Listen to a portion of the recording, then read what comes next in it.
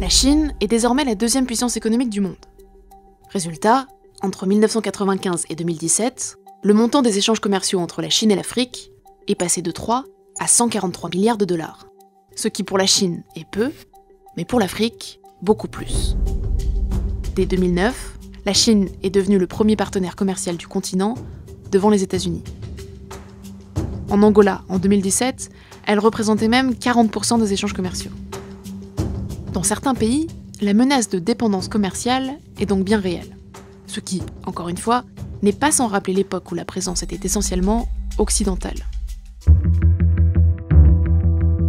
Depuis quelques années, ce ne sont toutefois pas ces échanges commerciaux qui interrogent, mais l'argent déversé par les Chinois sur le continent. Entre 2005 et 2017, 137 milliards de dollars ont été prêtés par la Chine à des pays africains. Le but ? Financer de vastes projets de construction d'infrastructures. En Éthiopie, par exemple, la Chine a prêté 575 millions de dollars pour la construction d'un métro aérien en 2015. Au Kenya, ce sont 3,7 milliards de dollars qui ont été prêtés en 2017 pour la construction d'un nouveau train reliant Nairobi à Mombasa. Des exemples comme cela, il en existe des centaines d'autres, et surtout, de plus en plus.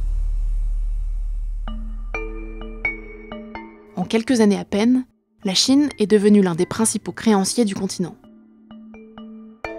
Le problème, c'est que le niveau de la dette dans certains pays africains ne cesse de grimper. Au Zimbabwe, l'endettement est passé de 48% du PIB en 2013 à 82% en 2017. Et au Mozambique, sur la même période, il a doublé pour atteindre 102% du PIB. Au total, selon la Banque mondiale, 27 pays d'Afrique présentaient en 2017 une augmentation préoccupante du niveau de leur dette. Le risque, c'est que ces pays ne parviennent plus à rembourser, ce qui ne présage rien de bon. Il y a des pays africains qui sont de ce point de vue-là très endettés et pour lesquels on peut éprouver un certain nombre d'inquiétudes. Est-ce que l'on peut continuer à leur prêter comme ça ? Pourtant, Chinois comme Africains n'en démordent pas. La Chine-Afrique, c'est gagnant-gagnant. We both gain. Ce qu'il faut bien comprendre, c'est que cette relation peut tout à fait être gagnant-gagnant. Lorsque la Chine prête de l'argent, ce n'est bien sûr pas par philanthropie. Sur chacun des prêts qu'elle accorde, elle fait des bénéfices grâce aux intérêts. Pour la Chine, l'Afrique est donc un débouché pour les capacités de financement importantes dont elle dispose.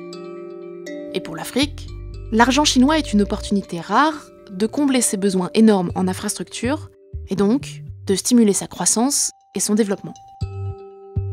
Car, et c'est peut-être là le cœur de leur relation, sans la Chine, l'Afrique serait aujourd'hui bien démunie. Encore une fois, ça mérite une explication.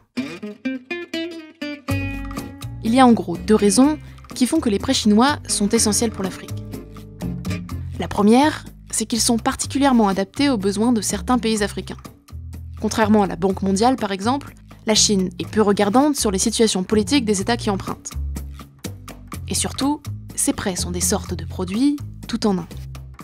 Lorsque la Chine prête, elle apporte non seulement de l'argent, mais elle vient aussi avec ses entreprises de construction, son expertise technique, et dans certains cas, sa propre main-d'œuvre.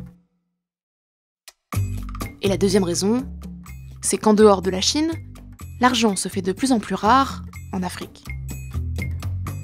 Les autres bailleurs n'ont tout simplement pas la capacité de prêter autant que la Chine, et surtout désormais, ils refusent, de peur de ne jamais être remboursés.